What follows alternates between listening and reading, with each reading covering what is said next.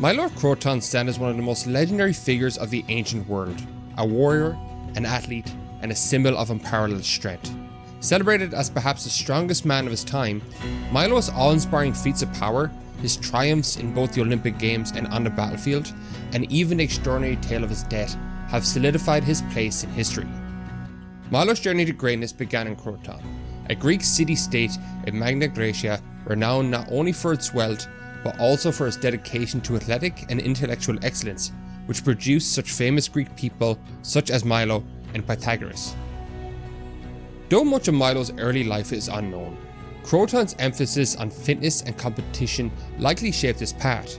From a young age, Milo trained rigorously, honing his natural abilities in wrestling, a sport demanding strength, technique, and strategy. His exceptional talent quickly set him apart, laying the groundwork for his legendary athletic career. Milo's wrestling career is a definition of dominance in the ancient world. Competing in the era's most prestigious events, including the ancient Olympic Games, Milo earned 5 Olympic titles and remained a formidable competitor well into his 40s. Beyond the Olympics, he conquered the other Pan-Hellenic Games, the Pythian, Nemean, and Isthmian Games, securing numerous victories in each and solidifying his legacy as an unmatched champion. Milo's unmatched strength, flawless technique, and imposing presence made him virtually unbeatable in ancient Greek wrestling. Competing in a lion's skin, he combined theatrical flair with dominance, overwhelming even the most skilled opponents. His consistency and aura of invincibility elevated him to near mythical status during his lifetime. While Milo's athletic achievements alone would have secured his place in history, it was his legendary feats of strength that truly set him apart. These stories, passed down through generations, blur the line between fact and myth, yet they offer a fascinating glimpse into how Milo's contemporaries viewed him. One of the most famous anecdotes about Milo involves his unique approach to strength training, a method centuries ahead of his time. Milo had a daily regimen where he would lift a newborn calf onto his shoulders. As the calf steadily grew into a full-grown bull, Milo continued to carry it, his strength increasing in tandem with the animal's weight.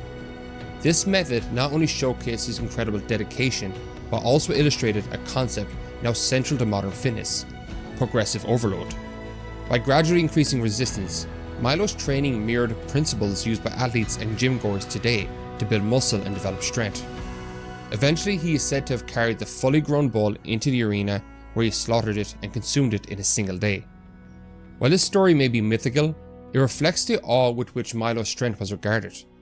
Ancient accounts describe Milo of Croton as someone who delighted in demonstrating his strength, through feats that combined strength and flair. One of his most famous displays involved clasping a ripe pomegranate in his hand, challenging others to take it from him. Despite gripping the fruit so tightly that no one could pry it away, Milo never damaged the fruit, a remarkable show of controlled strength. On other occasions, he would stand on a greased iron disc, daring others to push him off. No matter how hard they tried, he remained immovable. Milo's creativity in showcasing his strength didn't stop there. He would sometimes tie a cord tight around his forehead, take a deep breath, and flex his head muscles with such force that the cord snapped. Another of his favourite exhibitions involved standing with his right arm at his side, holding out his hand with the thumb upright and fingers spread wide. He invited challengers to try bending even his little finger, but none ever succeeded. These performances were more than just displays of physical prowess. They were calculated acts of showmanship that left his audiences in awe. Milo was more than just an athlete. He was a hero to his fellow citizens. His contributions to Croton extended beyond the wrestling arena, encompassing both military and civic life. One of the most celebrated episodes in Croton's history involves Milo's role in the city's defense against his rival, Sybaris. In 510 BC, tensions between Croton and the neighbouring city of Sybaris escalated into open conflict. The Sybarite tyrant Tellus had exiled 500 of the wealthiest citizens, seizing their properties. These exiles sought refuge in Croton, and when Tellus demanded their return under the threat of war, Croton, influenced by the philosopher Pythagoras, refused to surrender them. When Croton was attacked, Milo reportedly led the Croton forces to victory. Emulating the hero Heracles, Milo entered the battlefield adorned with his Olympic crowns, draped in a lion's skin and wielding a club. His formidable presence and leadership were pivotal.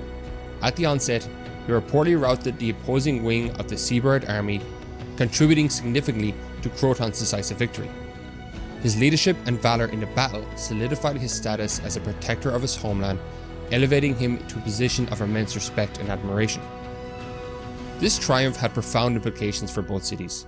Croton's victory not only eliminated a powerful rival, but also solidified its dominance in the region, leading to a period of prosperity and cultural development. Conversely, Sybaris was destroyed, its population decimated, and its wealth plundered. Beyond his physical prowess, Milo influenced intellectual circles as a contemporary and possibly a student of Pythagoras. He was seen as the embodiment of kalogakathia.